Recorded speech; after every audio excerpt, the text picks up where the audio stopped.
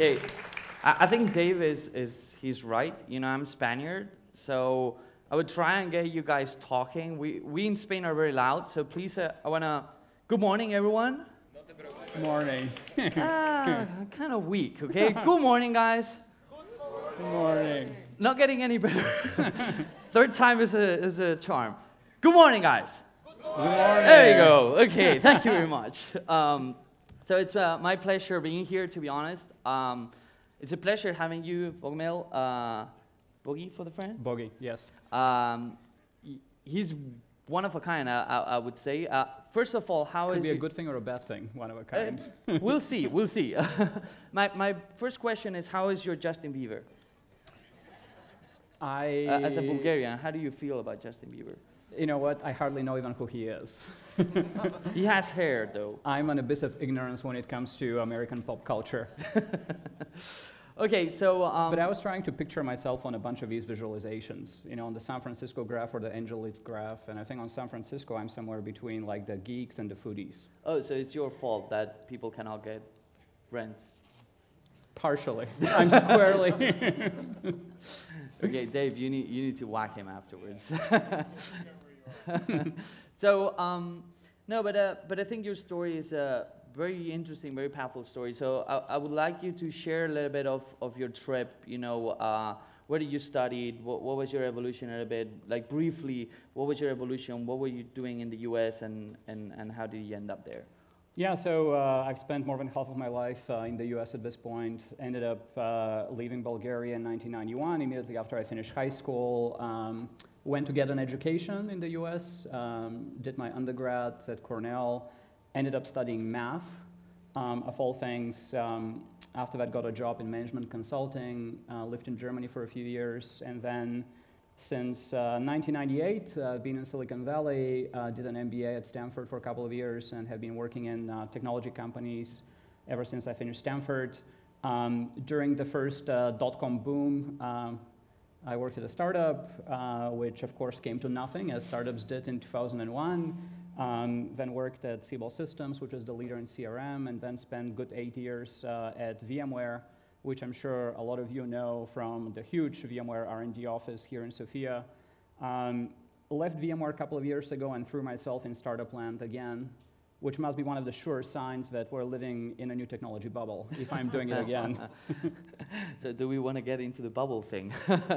No, so we were having a chat this week, and I found it extremely interesting because I guess most people, when they see someone going to the US, they go like, oh, you were lucky, you know, you got big money, deep pockets, so you managed to go to Stanford, and things like that. So I would love you to explain a little bit how did you end up in the US? I mean, how did that happen? Did you had a huge financial backing behind you? Do you come from a rich family, or how hard was it? Well, I did get lucky. Let me just say that. I got terribly lucky, not because I come from money in Bulgaria. I mean, my father is a car mechanic and my mom was a seamstress. So the reason I got lucky was I happened to finish high school right a year after the Berlin Wall fell. And I was one of the first people in Bulgaria who happened to be applying to schools in the US. And by the way, there's like a lot of people, you know, here in the audience, and there's a lot of stories, you know, similar to mine of young Bulgarians, you know, who jumped on the first opportunity to apply to schools abroad and go and get an education. And that particular year in 1990, when I was applying to universities in America, we Eastern Europeans were the hit. And so I got lucky and got full scholarship at the university, so I packed my bags and left.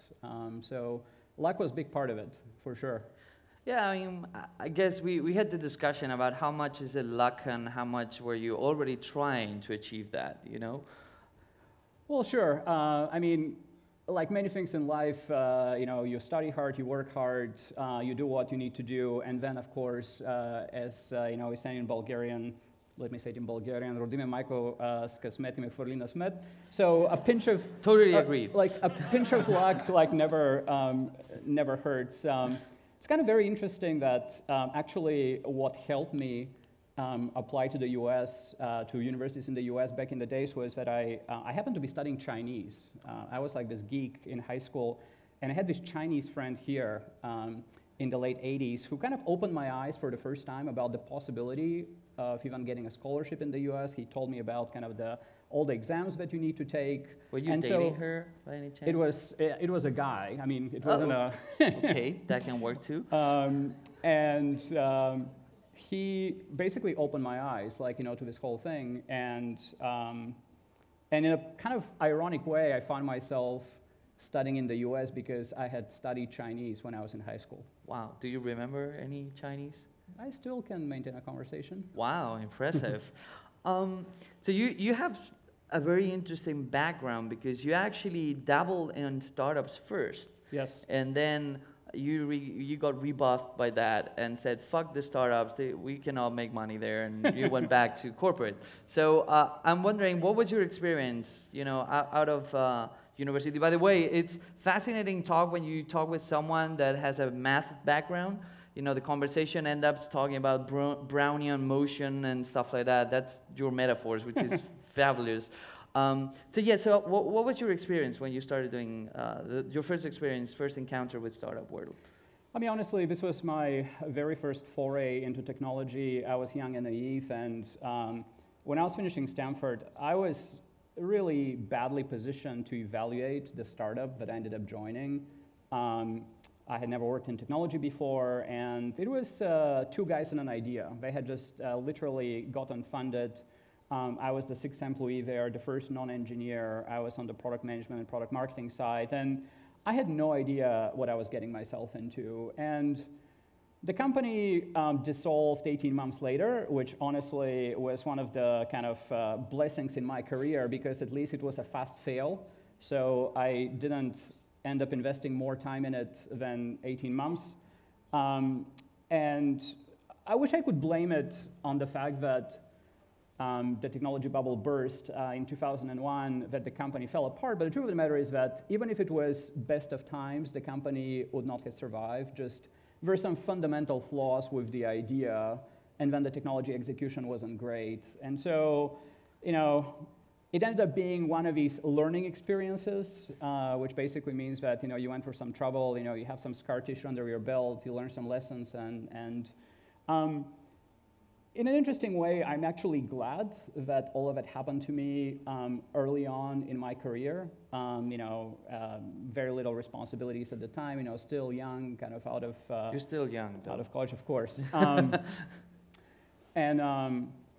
learned a lot of lessons. And so, second time around, 15 years later, when I decided to throw myself into startups again, I was very kind of eyes wide open. What I was getting myself into. It's actually, you told me an interesting story because, and I think it would be great to share it, which is that you had no money when the first startup you got involved with crashed. So how do you survive there? I mean, the Bay Area is a cash-intensive area, as Dave said. Well, thank God, there are credit cards in the US, so I basically survived on credit cards for the 6 months that I was unemployed. And even what was tougher than even like the financial situation was the fact that I was cutting it very close from visas and immigration standpoint. I was still on H-1B visa, and I was really cutting it very close. And if I hadn't found that job at Siebel Systems that I found after that, I should have been required to leave the country literally within a matter of days. Wow. So that was the bigger worry than how do you sustain yourself? And then I think afterwards your career in VMware was stellar. I think I've met few managers that have scaled the ranks and the ranks of a big company and basically achieved so much as you've done in that company. But one thing stood out, which was your extreme passion for execution and focus. Mm-hmm. So, and you're very passionate about that, both in the corporate world and the startup world. So can you tell us a little bit more about how that helped you, build the path that you created at VMware, and how is that serving you and the startups you work with?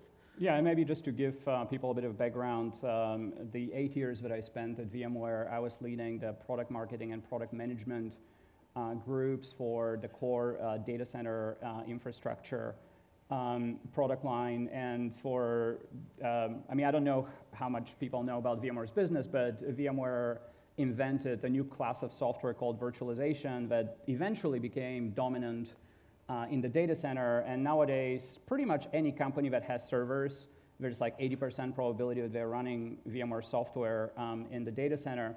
And again, I chose wisely when I joined VMware, but it was an amazing ride for the 8 years that I was there. But a couple of things that VMware taught me is that I would say focus is everything in a startup. And the second thing is you always have to dream very big and always have a clear vision how you want to conquer the world. But it's very, very important how do you actually sequence your execution and how you, while dreaming big, take small steps towards your enormous goal. It's very important, like, not to bite off more than you can chew, because you can always kind of trip over very, very quickly. And the interesting story about VMware was that from the very beginning, the company was founded in 1998. VMware had absolutely this vision that every single server in every data center will be running VMware software.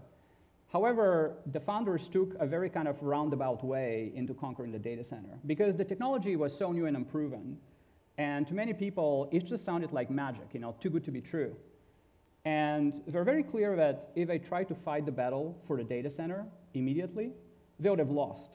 I mean, who would trust their corporate IT, like, you know, to this dinky little company of like 5 people, all of them academics, by the way. No one fires like, someone for having nobody with IBM. any business experience, like, you know, whatsoever. And so they knew that they'll be toast, you know, if they just went straight on and tried to conquer the data center. So they did something very interesting. They actually first created a product for the desktop, targeted at developers, which basically allows a software developer to create multiple simultaneous development environment running on the same PC. They built that product, and they had 500,000 users, like, right from the first beta. It was an amazing product. But the outcome of that is that a year later, after they launched that first PC product, they had gained so much credibility with the technical community, and there was so much buzz about the technology that eventually, 2 years later, when they created the first data center product, the road was already paved, you know, for them to walk, you know, into the data center, not exactly on a red carpet, but, you know, make it so much easier. And so it's a great example in my mind about this idea that, yeah, dream big, but be very, very careful to sequence your execution in very small, digestible chunks. And then the second thing is about focus, right? As a small company, it's clear that you don't have a lot of resources of any kind, you know, talent, money, etc. And distractions will be all around you. And quite honestly, the most difficult to resist distractions always come from customers. Because after you get sort of like initial success going, customers get excited about what you're doing, and they'll give you all sorts of good and bad advice and demands, and, you know, etc. And at VMware, customers are always asking us, why don't you develop virtualization for Unix machines or for mainframe?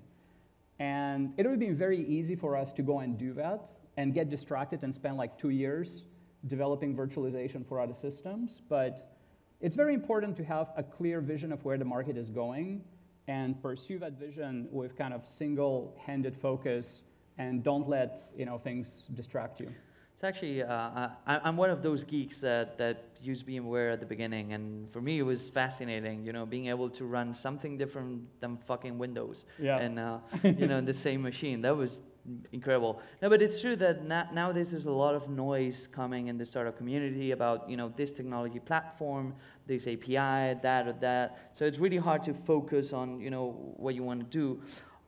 One thing that's very interesting is that even though you know, had your first stunts with startups, then you went to the corporate world, now you're back into the startup world. But it's true that even though you've lived away from Bulgaria for all these years, you still come back, and you still come back through the big door, you know, as an angel investor, as a mentor, as someone that's helping out the startup community here in Bulgaria.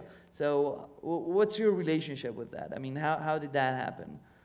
Well, so obviously being Bulgarian doesn't hurt. I have a lot of good friends. Pavel here, sitting in first row, and I went to high school together. So I have a lot of people in the community that I go back with, for a long, long time.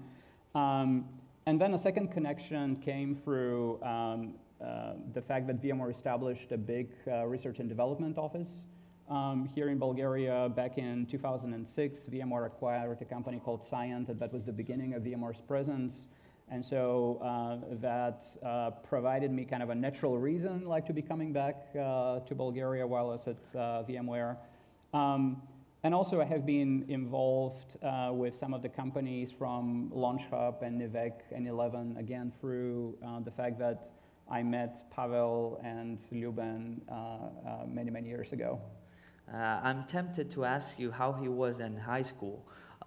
Gregarious as he is today. So, as someone that's already working right now, I believe you have investments in the US, you have investments here. What's the difference? Well, what's the kind of major differences you see between both ecosystems? Well, I would say heads down to entrepreneurs here in Bulgaria because their job is obviously so much harder. And it's so much harder for some very well understood reasons and also for some less understood reasons. When I talk to startups here, you often hear the story how, and one of the speakers this morning mentioned that venture capital is a lot harder to come by. And you don't have the entire support network and support ecosystem. It's easier to find talent in terms of technical professionals and engineers, but once you have built a product and then you need people to market it and to sell it, there doesn't seem to be yet a pool of capable and experienced, marketers and salespeople. And so I think that part is fairly well understood, but one of the biggest challenges, I believe, for any startup from Bulgaria, but also from pretty much any European country, is that at the end of the day, as a young company, you need customers. And it's way easier to find your early adopter customers in the US than it is here in Bulgaria, or for that matter, in any country in Europe. And honestly, this is for two reasons. The first one is that America happens to be a huge single market. And in this huge single market, speaking the same language, playing by the same rules, statistically, the probability of finding an early adopter, is way higher. The European Union, on the face of it, is a bigger market than the US, but the truth of the matter is that it's 27 different markets, and you need to approach them as 27 different, a lot smaller markets. And right there, statistically, the probability of stumbling upon somebody who take a chance on your new and unproven company, on your new and unproven technology, is way lower. And the second thing is that, the American economy still has like this very much kind of cowboy pioneer mentality that even large corporations in America take chances and would buy stuff from very small and unproven companies. And you don't find that here, like, to the same extent. And when I say here, I mean, Bulgaria, but also I happened to live in Germany for quite a while. We had like the same problem in Germany where fewer people would take a chance on a new and unproven technology. And I think this is pretty much like the hardest thing about being a startup in any European country, and especially in a small European country. And because of all of that, whenever I work with startups in Bulgaria, for most of them, it's pretty clear that sooner or later, the path to growth actually means stepping on the American market, not only for raising money, and of course a lot of startups are trying to raise money with the venture capital firms in Silicon Valley, but equally importantly, it means stepping on the American market in order to generate that initial or kind of subsequent customer momentum. I'm going to do an experiment. Dave, we don't have your tools, but we're going to do it manually. So who here is in a startup or is working in a startup related stuff? Please raise your hands. Well, most of you. Okay. Stick your hand up if you work beyond the Bulgarian market. Wow. Keep your hand up if you work like pan-European operations. And the US? There we go, not that many. Interesting. Okay, so what would be, you know, because you're talking a little bit of what you're seeing. Now, what would be your advice? I mean, would you advise people to stick to Europe and fight the Juncker's plan thing? Would you advise people to actually go to the US and fight the Silicon Valley fight? Because that's another big deal. Well, obviously I'm partial, right? You know, I have built a life for myself in the US. I've worked in Silicon Valley for quite a while. This is the market that I know. So if people ask me for advice, I'll give them probably a very biased and very partial advice, which is, I think it is easier like to pursue your dream by stepping on the American market. But actually the best advice I can offer to any entrepreneur is, yes, by all means, study other examples, listen to other people, but at the end of the day, feel free to disregard all advice that people like me would give you, because the truth of the matter is that truly successful companies actually break all the rules, and truly successful companies oftentimes totally go swim kind of up the current and go against the common wisdom. And as an entrepreneur, you should always have confidence in your conviction, and you should be pursuing your passion, pursuing your dream, and just forget about what advice people are giving you. Listen to it, but feel free to ignore it. Actually, cheeky question. Are you going against the current and the common knowledge with your new venture? You bet. Okay, so we have 6 minutes, and I would love to get some questions from the audience. I mean, you have a very interesting profile here, and I would love to get some questions that you might have for him. So I don't know if we do have a mic somewhere, and if we have someone that wants to ask questions. Someone? This is what I love of our audiences in Southern Europe and Eastern Europe.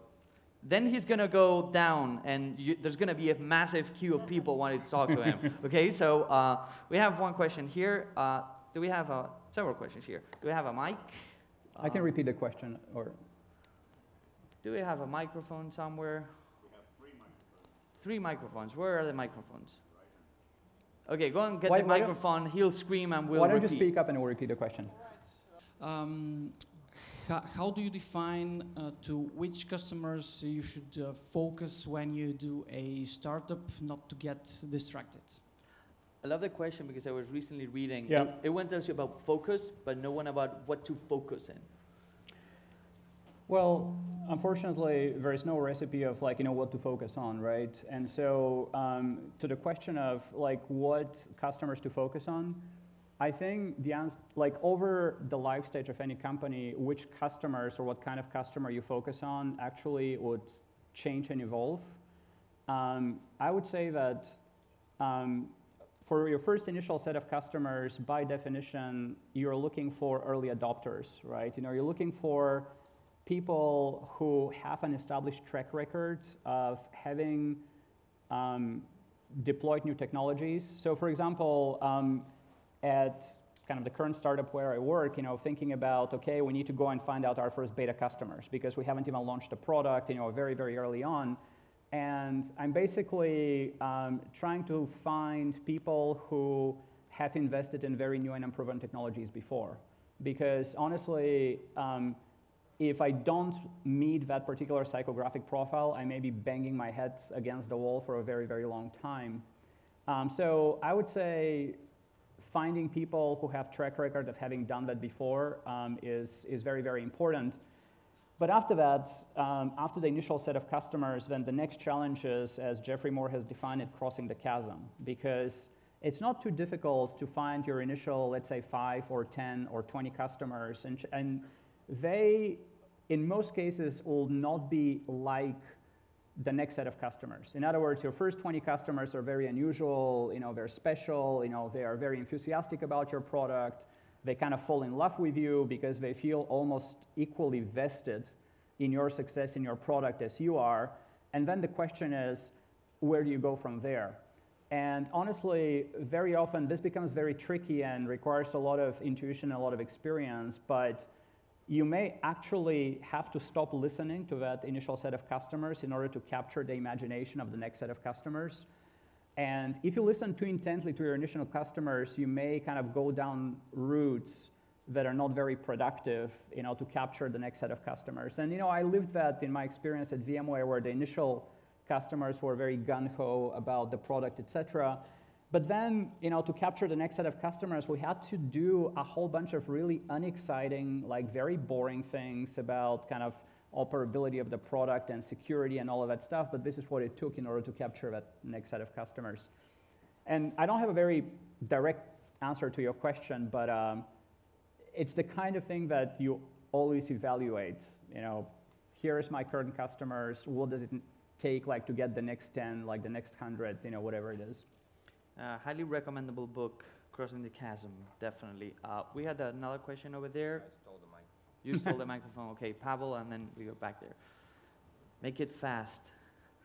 Okay, that works. I'm going to address the question of how was Bogomil in high school. That's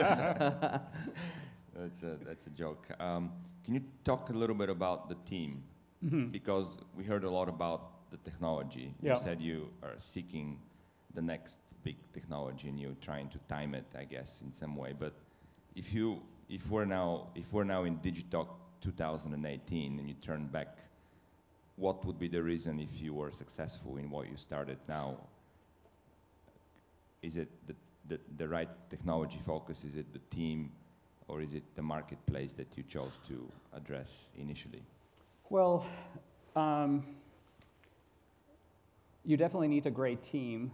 It's, I would say, necessary but not sufficient condition for success. And people, investors always tell you that like you invest in a team, and yes, of course, you invest in a team. And for me as an angel investor, it's actually very, very personal. Because you have to kind of work with these people through good times and bad times. So yes, like you need a great team, but that's not enough. You also need to find a great market. Great team, you need to build a great product, but also the market needs to be there and the market needs to be ready. And there's countless examples of great teams who build great products that didn't go anywhere.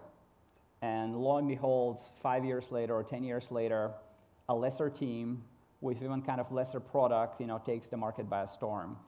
And talking about Microsoft? No, sorry. Many. I mean, honestly, like, why did Facebook succeed and Friendster didn't? Like a few years before that. There is Mint.com, like the financial software company that came 7-8 years after Yodlee. Why didn't Yodlee succeed and Mint.com did? And I think it's a matter of timing, right? You need the market to be ready for you. And the success of VMware was a great example of that. It was a great team building a great product, but also they happened to hit the market when x86 servers had become the predominant technology in the data center, and the need, for what VMware was building, had really become very burning. So I would say between team, technology, and timing, I would say like timing is probably like the most important. It's not great news, like for all of us, but it is what it is. Can we get the last one? Okay, last one, very quick. I'm gonna have a very short question. What do you think is the next best thing? The next big thing? I think he's gonna say his startup, but. Yeah, I mean, if I had kind of a short answer to that question, I'll probably be retired, somewhere like, not working. Although actually, I'm sure like I'll be working again. But I think we're living in a tremendously exciting time, and there's like tremendous. I think we are through kind of one of these big technology waves, that comes once every 10 years or so. 99 through 2000 was the first advent of the internet that transformed so much of our lives, and I believe that we're experiencing the same magnitude of technological disruption right now. And quite honestly, I mean, this is not an original thought, but it's very much driven by the fact that computing is now mobile. And for the first time in the history of humanity, like billions of people have access to a computer and to digital technology for the first time. And I think the transformational power of the fact that billions of people have computers for the first time is tremendous, and it's hard to imagine immediately in all the ways that people's lives will be transformed, and especially people in poorer and developing countries like in Africa, in Asia. But I would say like the big bet that all of us are making is on mobile computing being everywhere, and kind of the derivative technologies falling out of that, like Internet of Things, wearables, God knows what else, mobile apps, all of these things are byproducts of the fact that all of us carry a computer in our back pocket. Okay, so we're out of time. I'm sorry for the guy waving at the back. It's been a real pleasure, Bogi, having you here. Thank you very much for sharing your story with us. Thank you guys for the questions. Glad to be here. Awesome.